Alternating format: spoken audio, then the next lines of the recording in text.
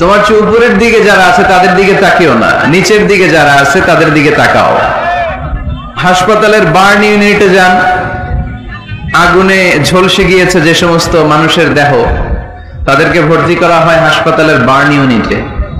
ওখানে গেলে দেখবেন যে তারা কিভাবে চিৎকার করে, সারা দেহটা ঝলসে গিয়েছে, জ্বলে পুড়ে ছারখার।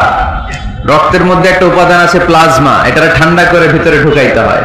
চিৎকার আর চিৎকার। হাসপাতালে ভর্তি ক্যান্সার রোগীকে দেখে আসেন, আমার তো এটা লাগবে, ওইটা চাই, ওইটা চাই। একজন ক্যান্সার রোগী, ওরা জিজ্ঞেস করেন, ভাই তুমি কি চাও? কই কিচ্ছু চাই না, আমি খালি বাঁচতে চাই। 1 বছরে কয়দিন না খেয়ে থেকেছেন আপনারা? সারা বছরে অসুস্থ ছিলেন কয়দিন? সারা বছরই সুস্থ ছিলাম, ঠিক কিনা? পুরো বছরই আমাদেরকে রিজিক দিয়ে ধন্য করেছে কে? এত সুখে থাকার পরেও ভূতে কিলায়, ঠিক কিনা? আমরা কমপ্লেইন করি, আল্লাহ এইটা নাই, ওইটা নাই, এইটা চাই, ওইটা চাই, এইটা লাগবে, ওইটা লাগবে। তো এই জন্য রাসূল সাল্লাল্লাহু আলাইহি ওয়াসাল্লাম বলেছেন, উনজুর ইলা মান হুয়া আসফালা মিনকা, তোমার চেয়ে যে নিম্নগামী অবস্থানে আছে তার দিকে তাকায় দেখো যে তুমি কত সুখী, তাই না? তোমার চেয়ে উপরের দিকে যারা আছে তাদের দিকে তাকিও না, নিচের দিকে যারা আছে তাদের দিকে তাকাও। হাসপাতালের বার্ন ইউনিটে যান, আগুনে ঝলসে গিয়েছে যে সমস্ত মানুষের দেহ, তাদেরকে ভর্তি করা হয় হাসপাতালের বার্ন ইউনিটে। ওখানে গেলে দেখবেন যে তারা কিভাবে চিৎকার করে, সারা দেহটা ঝলসে গিয়েছে, জ্বলে পুড়ে ছারখার। রক্তের মধ্যে একটা উপাদান আছে প্লাজমা, এটা ঠান্ডা করে ভিতরে ঢুকাইতে হয়। চিৎকার আর চিৎকার। হাসপাতালে ভর্তি ক্যান্সার রোগীকে দেখে আসেন, আমার তো এটা লাগবে, ওইটা চাই, ওইটা চাই। একজন ক্যান্সার রোগী, ওরা জিজ্ঞেস করেন, ভাই তুমি কি চাও? কই কিচ্ছু চাই না, আমি খালি বাঁচতে চাই। আমি অনেক কিছু চাই, কিন্তু ক্যান্সারে আক্রান্ত রোগী কি চায়?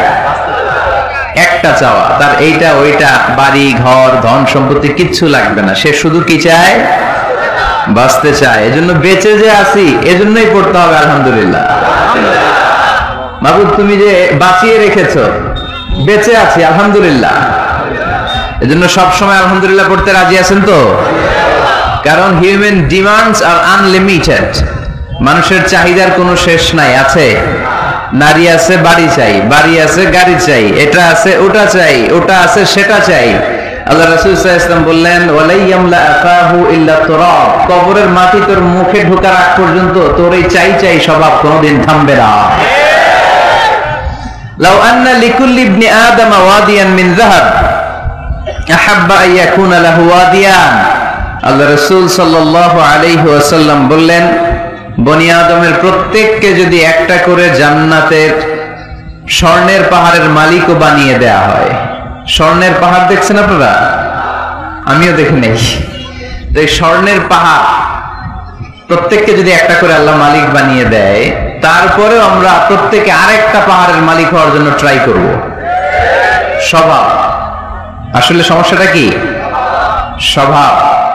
বুঝে শুনে উত্তর করেন তো, একটা স্বর্ণের পাহাড়ের মালিক যদি আমি হই, শুধু আমি না, আমার 14 পুরুষ এটারে বিক্রি করে খেয়েও কি শেষ করতে পারবো?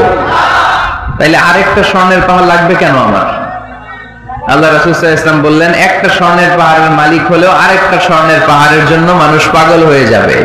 ওয়ালাইয়ামলা আফাহু ইল্লা তুরাব, কবরের মাটি যেদিন ওর মুখে না ঢুকবে, ওর এই খাই খাই নাই নাই এই স্বভাব তার বন্ধ হবে। আমরা ওই অকৃতজ্ঞশীল বান্দাদের অন্তর্ভুক্ত হতে চাই। আমরা সুখে দুঃখে কি পড়বো? আরো জোরে পড়েন, কি পড়বো? শীতকালে কি পড়বেন? গ্রীষ্মকালে, দিনের বেলায়, রাতের বেলায়, খাওয়ার পর, না খেয়ে থাকলেও আমরা সব সময় আলহামদুলিল্লাহ পড়বো। আমরা সব সময় আল্লাহ শুকরিয়া করব। শুকরিয়া করলে আল্লাহ নেয়ামত বাড়িয়ে দেয়। লা ইন শাকারতুম লা আযীদান্নাকুম ওয়া লা ইন কাফারতুম ইন্না আযাবী লাশাদীদ। যদি আমার শুকরিয়া করো আমি নেয়ামত বাড়িয়ে দেব, আর না শুকরি করলে আযাব দেব। নাও দ্য ডিসিশন ইজ ইয়ার্স। সিদ্ধান্ত আপনার। আযাব চান নাকি আল্লাহর নেয়ামত চান? জোরে বলতে হবে, কি চাই? আমরা আল্লাহর নিয়ামত চাই। এজন্য আমরা কমপ্লেন করব না যে আল্লাহ এইটা দাও নাই, ওইটা দাও নাই, এইটা পাই নাই, ওইটা পাই নাই, ও তো ভালো আছে, আমি ভালো নাই কেন? ওর চাকরি হয়, আমার হইলো না কেন? ও বিসিএস এ টিকে, আমি ফেল মারলাম কেন? ওর ব্যবসায় হিট লালে লাল, আমার খালি লস কেন? কিচ্ছু দিলা না আল্লাহ তুমি আমার, বলবেন এগুলা? সবসময় কি বলবো? আরো জোরে কি বলবো? মনে থাকবে টাঙ্গাইলের ভাইরা, this is my first and foremost message today for you. আজকের দিনের প্রথম মেসেজ হচ্ছে আমরা সব সময় আলহামদুলিল্লাহ পড়বো। রাজি আছেন? আল্লাহ তুমি কবুল করো।